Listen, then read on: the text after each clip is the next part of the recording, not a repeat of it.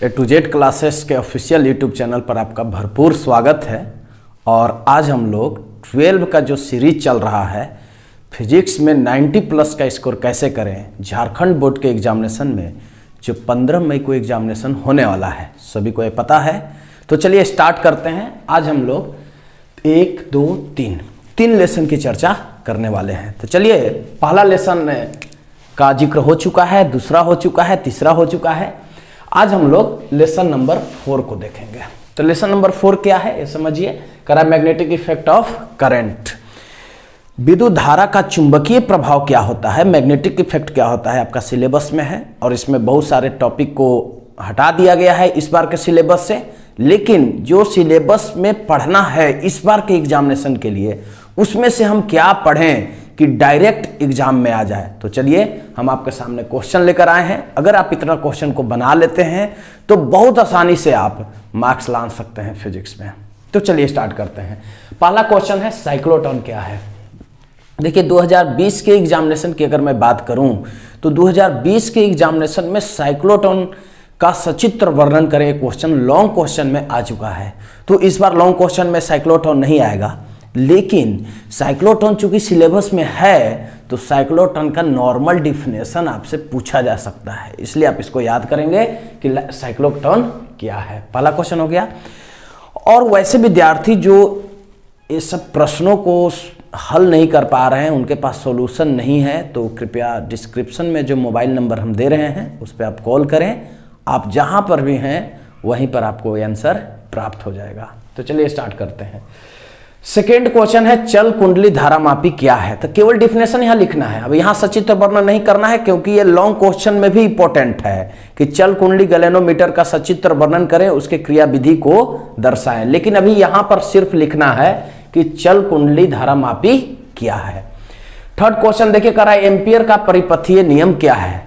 Ampere का परिपथीय नियम, केवल यहां पर एसीएल का आपको नियम लिखना है, एम्पियर सर्कुटल लॉ, ठीक है। इसका एक्सप्रेशन भी इंपॉर्टेंट है और इससे रिलेटेड न्यूमेरिकल का भी आने का इस बार मोर देन प्रोबेबिलिटी है इस बार, क्योंकि हमेशा या तो एसीएल से प्रश्न आते हैं, नहीं तो फिर बीएसएल से आते हैं। तो दोनों का जो एक्सप्रेशन है, जो एप्लीकेशन है उसके फॉर्मूला को आप याद रखेंगे।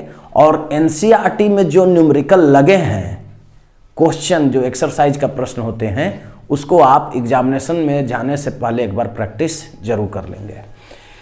आइए तो एम्पियर का परिपथीय नियम। अब यहां से यहां तक अगर मैं बात करूं तो ये शॉर्ट क्वेश्चन हो गया, शॉर्ट क्वेश्चन हो गया। अब मैं लॉन्ग क्वेश्चन की बात करता हूं, जो इस बार 7 मार्क्स का क्वेश्चन आएगा। ध्यान दीजिएगा, लेकिन आप ये दिमाग में सेट कर ले बात कि लॉन्ग क्वेश्चन में 5 ही नंबर का एक क्वेश्चन रहेगा और एक क्वेश्चन उसमें 2 मार्क्स का रहेगा, तब 7 होगा। ऐसा नहीं है कि ये क्वेश्चन चल कुंडली गैलेनोमीटर का सचित्र वर्णन करें ये 7 नंबर का आने वाला है, ऐसा नहीं है। वहां सिर्फ आपका एक क्वेश्चन 5 नंबर का रहेगा और एक क्वेश्चन 2 नंबर का रहेगा। इस प्रकार से मार्किंग का डिस्ट्रीब्यूट होने वाला है 15 मई को एग्जामिनेशन में। आइए पहला क्वेश्चन देखते हैं। लॉन्ग में वृत्ताकार कुंडली के केंद्र से होकर जाने वाली अक्ष पर, वृत्ताकार कुंडली के केंद्र से होने वाली अक्ष पर, केवल आप अक्ष याद रखेंगे कि एक्सिस पर निकालने के लिए रहेगा, क्या निकालने के लिए रहेगा, magnetic field, value of magnetic field. कितना आएगा चुंबकीय क्षेत्र का मान। तो कितना आ रहा है चुंबकीय क्षेत्र का मान, ये देखिए, B बराबर μ0/2 NI r² y r² plus x² का 3/2। अब ध्यान दीजिएगा, यहां पर n फेरे के साथ जो है फॉर्मूला को दर्शाया गया है। अब अगर यहां पर न्यूमेरिकल अगर इस प्रश्न से आता है तो ध्यान दीजिएगा, आप यहां पर 2 मल्टीप्लाई पहले कर देंगे। 2 मल्टीप्लाई करने से यह होगा कि μ0/4 पाई का मान आप बहुत आसानी से 10⁻⁷ लिख सकते हैं। क्लियर है। तो पहला एक्सप्रेशन का आपका रिजल्ट आने वाला है। दूसरा क्वेश्चन है वृत्ताकार धारावाही कुंडली के कारण चुंबकीय क्षेत्र आपको निकालना है। तो कहां पर निकालना है, तो केंद्र पर निकालना है, ऑन सेंटर निकालना है। और यहां से एनसीईआरटी में जो न्यूमेरिकल दिया गया है, आप इस एप्लीकेशन से न्यूमेरिकल 2-3 है, इसे आप कर ही लेंगे। क्लियर है। तो इसका रिजल्ट क्या आएगा ये देखें आप। तो B बराबर रिजल्ट आएगा μ0/4 पाई। हमने यहां क्या किया है कि 2 से मल्टीप्लाई कर रखा है पहले से ही, तो 2 से अगर मल्टीप्लाई कर दिए तो ऊपर में भी 2 और नीचे में भी 2, तो 4 पाई हो गया। तो म्यू नॉट बाई 4 पाई का मान बहुत आसानी से आप 10 के पावर -7 पुट कर देंगे, जिससे न्यूमेरिकल जो है बनाने में आपको आसानी होगा। हाँ, जब चुंबकीय क्षेत्र जब आप निकालेंगे तो आंसर टेस्ला में देंगे। क्लियर है। कभी कभी आंसर विद्यार्थी लिखने के लिए यूनिट छोड़ देते हैं, जिससे मार्क्स कट जाता है उनका, और बाद में वो कॉपी चेक करने वाले को दोषी ठहराते हैं। क्लियर है।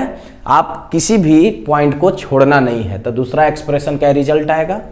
फिर कह रहा है कि चल कुंडली धारा मापी का सचित्र वर्णन करें। देखिए आ गया क्वेश्चन, गैलेनोमीटर।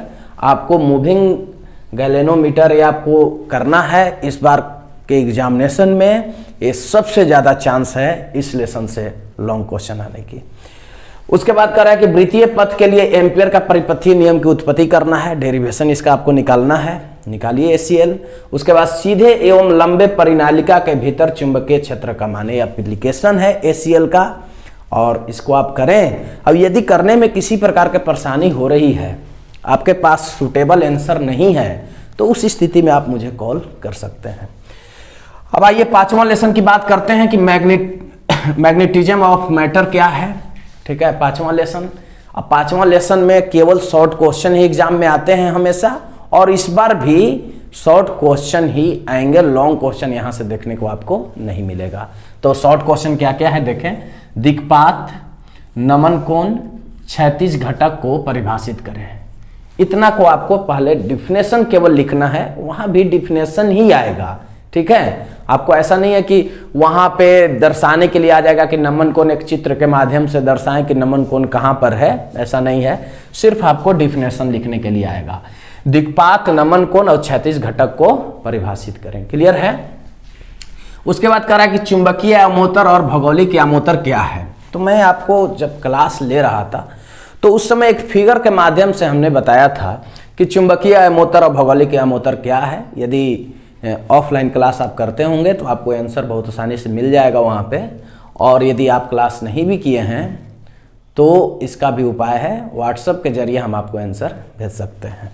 आइए फिर कह रहा है समद्विपाती, शून्य द्विपाती और समनमन। देखिए समनमन और समलंब रेखाएं क्या हैं। तो इसको लिखने के बाद ये आपको लिखना है कि समद्विपाती, शून्य द्विपाती और समनमन और समलंब रेखाएं क्या होती है। बहुत आसान डिफिनेशन है, क्योंकि अभी मैं उत्तर नहीं लिखवा रहा हूं, सिर्फ क्वेश्चन का हम एनालिसिस कर रहे हैं कि अगर आप एग्जामिनेशन में जा रहे हैं, एग्जामिनेशन हॉल में जा रहे हैं, तो क्या आपके पास अस्त्र शस्त्र हैं या नहीं। तो अस्त्र शस्त्र एक जिसको ब्रह्मास्त्र बोलते हैं, तो ये ब्रह्मास्त्र के समान है कि अगर आप इसे याद कर लीजिएगा तो किसी प्रकार के नकल करने की जरूरत आपको नहीं पड़ेगी। ठीक है। आइए 6ठा लेसन की बात करते हैं, इलेक्ट्रोमैग्नेटिक इंडक्शन, विद्युत चुंबकीय प्रेरण। इससे वो कौन से प्रश्न है जो इस बार एग्जामिनेशन में आने की 100% संभावना है, ये आप याद रखेंगे। विद्युत चुंबकीय प्रेरण। अब मैं ये चीज इसलिए बोल रहा हूं क्योंकि ये YouTube पर वीडियो तो अवेलेबल रहेगा हमेशा के लिए, मैं डिलीट नहीं करूंगा। तो एग्जामिनेशन के बाद जब 15 तारीख को एग्जाम होगा तो हम लोग शाम में इस सभी क्वेश्चन को लेकर अपीयर होंगे आपके सामने, और फिर बताएंगे कि जो मैं इंपॉर्टेंट क्वेश्चन आपको बता रहा हूं वहां से कितने प्रश्न जो है एग्जामिनेशन में आए। क्लियर है। विद्युत चुंबकीय प्रेरण क्या है, तो पहले इलेक्ट्रोमैग्नेटिक इंडक्शन का डिफिनेशन ही आप दे दीजिए। EMI, देखिए इसे शॉर्ट में EMI भी बोलते हैं, EMI। तो EMI का आपको केवल डिफिनेशन लिखना है। फिर कह रहा है कि विद्युत चुंबकीय प्रेरण के लिए नियम, विद्युत चुंबकीय प्रेरण के लिए नियम। अब फैराडे का नियम है यहाँ पर, पहला नियम और दूसरा नियम है, दोनों नियम को आप याद रखेंगे। फिर है लेंज का नियम क्या है। देखिए बहुत ही एकदम VVI क्वेश्चन है। लेंज का नियम क्या है, क्या यह ऊर्जा संरक्षण के नियम का पालन करता है, क्या यह ऊर्जा संरक्षण के नियम का पालन करता है। तो अब इसका 2 पार्ट में आपको जवाब लिखना होगा। फिर है स्वप्रेरण और स्वप्रेरण गुणांक क्या है, और 5वां क्वेश्चन है अनुनय प्रेरण और अनुनय प्रेरण गुणांक क्या है। तो इतने प्रश्नों को आपको हल करना है और याद करना है, और सेल्फ प्रैक्टिस करके देखना है, रफ कॉपी में लिख कर देखना है कि आपका कंप्लीट है कि नहीं। और मुझे पूरा विश्वास है कि अगर आप इतने प्रश्नों को आप हल कर लेते हैं तो फिजिक्स में मोर देन 90% मार्क्स आपका आ सकता है। और एक चीज़ हम आपको बताते जाते जाते कि इंग्लिश और मैथमेटिक्स और एक जियोलॉजी भी सब्जेक्ट होता है यहाँ के विद्यार्थियों को, मैथ्स, केमिस्ट्री, फिजिक्स, ये मैं फिजिक्स का सीरीज चला रहा हूँ और केमिस्ट्री का मैं सिर्फ 2 वीडियो में आपको 16 लेसन का कवर कर दूंगा।